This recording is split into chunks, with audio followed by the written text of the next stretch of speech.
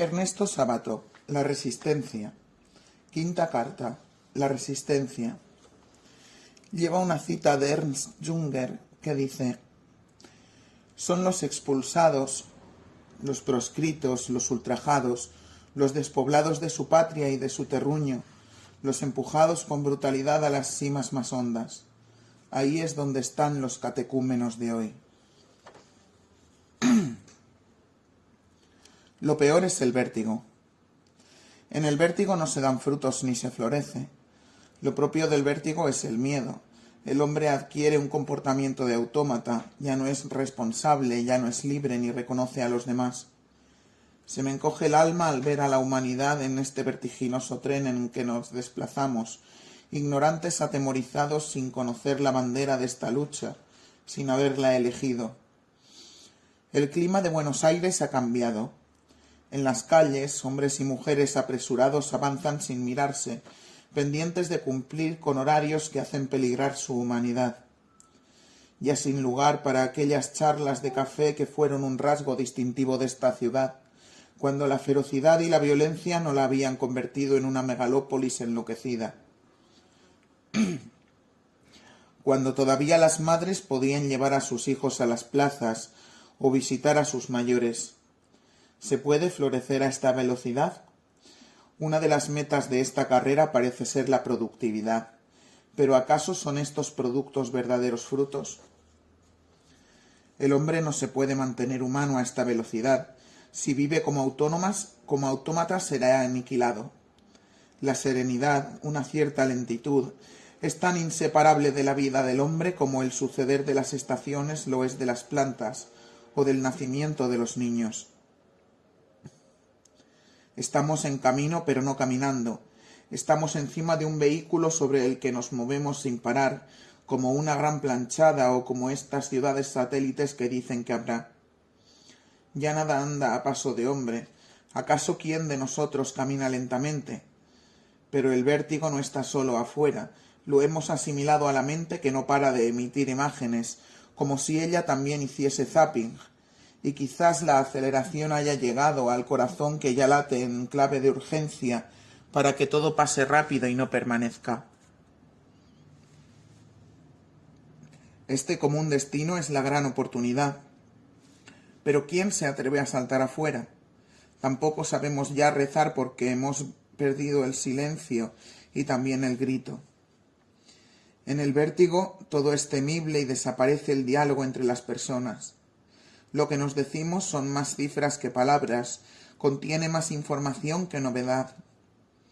La pérdida del diálogo ahoga el compromiso que nace entre las personas y que puede hacer del propio miedo un dinamismo que lo venza y les otorgue una mayor libertad.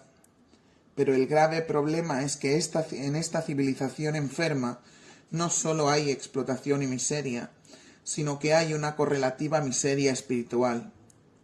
La gran mayoría no quiere la libertad, la teme. El miedo es un síntoma de nuestro tiempo, al extremo que si rascamos un poco la superficie, podremos comprobar el pánico que subyace en la gente que vive tras la exigencia del trabajo en las grandes ciudades. Es tal la exigencia que se vive automáticamente, sin que un sí o un no haya precedido a los actos. La mayoría de la humanidad es empleada de un poder abstracto. Hay empleados que ganan más y otros que ganan menos. Pero ¿quién es el hombre libre que toma las decisiones? Esta es una pregunta radical que todos hemos de hacernos hasta escuchar en el alma la responsabilidad a la que somos llamados. Creo que hay que insistir, creo que hay que resistir. Este ha sido mi lema. Pero hoy, ¿cuántas veces me he preguntado cómo encarnar esta palabra? Antes, cuando la vida era menos dura, yo hubiera entendido por resistir un acto heroico, como negarse a seguir embarcado en este tren que nos impulsa a la locura y al infortunio. Se le puede pedir a la gente del vértigo que se rebele. Puede pedirse a los hombres y a las mujeres de mi país que se nieguen a pertenecer a este capitalismo salvaje si ellos mantienen a sus hijos, a sus padres. Si ellos cargan con esa responsabilidad, ¿cómo habrían de abandonar esa vida? La situación ha cambiado tanto que debemos revalorar detenidamente qué entendemos por resistir. No puedo darles una respuesta. Si la tuviera, saldría como el ejército de salvación o esos creyentes delirantes, quizá los únicos que verdaderamente creen en el testimonio, a proclamarlo en las esquinas con la urgencia que nos ha de dar los pocos metros que nos separan de la catástrofe. Pero no, intuyo que es algo menos formidable, más pequeño, como la fe en un milagro, lo que quiero transmitirles en esta carta. Algo que corresponde a la noche en que vivimos, apenas una vela, algo con qué esperar.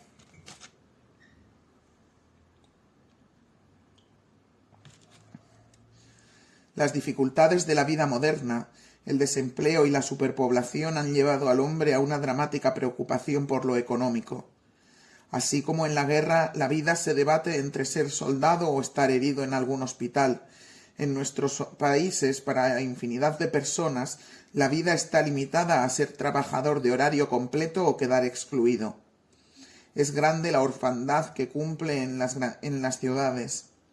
La gran soledad de la persona original es una de las tragedias del vértigo y de la eficiencia.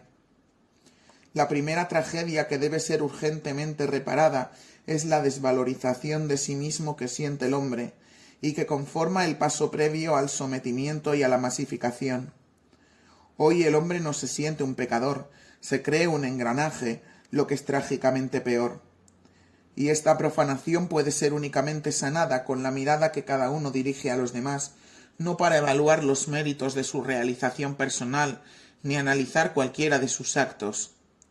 Es un abrazo el que nos puede dar el gozo de pertenecer a una obra grande que a todos nos incluya. Si a pesar del miedo que nos paraliza, volviéramos a tener fe en el hombre, tengo la convicción de que podríamos vencer el miedo que nos paraliza como a cobardes. Yo he pasado riesgos de muerte durante años. ¿Sin miedo? No, he tenido miedo hasta la temeridad, pero no he podido retroceder. Si no hubiese sido por mis compañeros, por la pobre gente con la que ya me había comprometido, seguramente hubiera abandonado. Uno no se atreve cuando está solo y aislado, pero sí puede hacerlo si le ha cundido tanto es la realidad de los otros que no puede volverse atrás. Si se ha hundido tanto en la realidad de los otros que no puede volverse atrás. Cuando trabajé en la CONADEP, de noche soñaba aterrado que aquellas torturas, frente a las cuales yo hubiera preferido la muerte, eran sufridas por las personas que yo más quería. Impávido en el sueño, luego me despertaba angustiado y sin saber cómo seguir, pero horas después no podía negarme a escuchar a quienes pedían que yo los recibiera. No podía, era inadmisible que hubiese dicho que no a esos padres cuyos hijos en verdad habían sido masacrados. Quiero decirles que no lo podía hacer porque ya estaba adentro, involucrado. Así es, uno se anima a llegar al dolor del otro y la vida se convierte en un absoluto.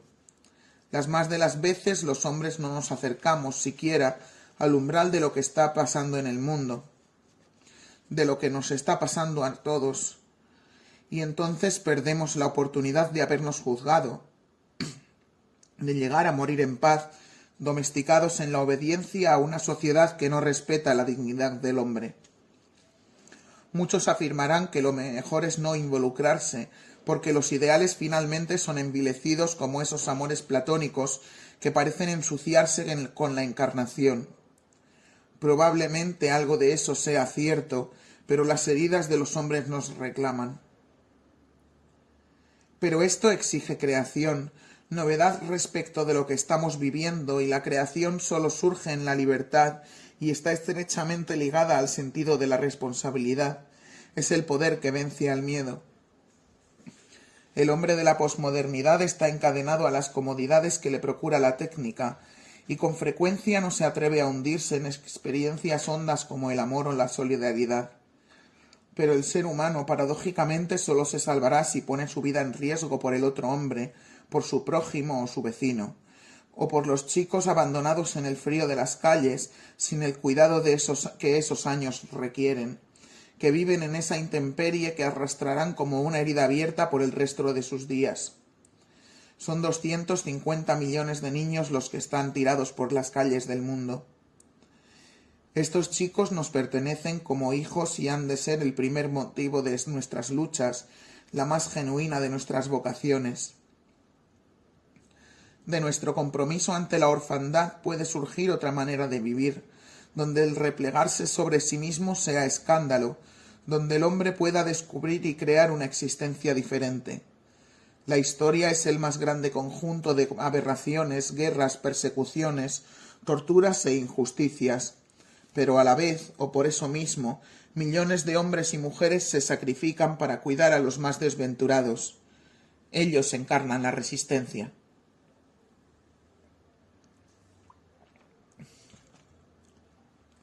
Se trata ahora de saber, como dijo Camus, si su sacrificio es estéril o fecundo, y este es un interrogante que debe plantearse en cada corazón con la gravedad de los momentos decisivos. En esta decisión reconoceremos el lugar donde cada uno de nosotros es llamado a oponer resistencia. Se crearán entonces espacios de libertad que pueden abrir horizontes hasta el momento inesperados. Es un puente el que habremos de atravesar, un pasaje. No podemos quedar fijados en el pasado, ni tampoco deleitarnos en la mirada del abismo. En este camino sin salida que enfrentamos hoy, la recreación del hombre y su mundo se nos aparece no como una elección entre otras, sino como un gesto tan impostergable como el nacimiento de la criatura cuando es llegada su hora. Los hombres encuentran en las mismas crisis la fuerza para su superación. Así lo han mostrado tantos hombres y mujeres que con el único recurso de la tenacidad y el valor lucharon y vencieron a las sangrientas tiranías de nuestro continente. El ser humano sabe hacer de los obstáculos nuevos caminos, porque a la vida le basta el espacio de una grieta para renacer. En esta tarea, lo primordial es negarse a asfixiar cuanto de vida podemos alumbrar.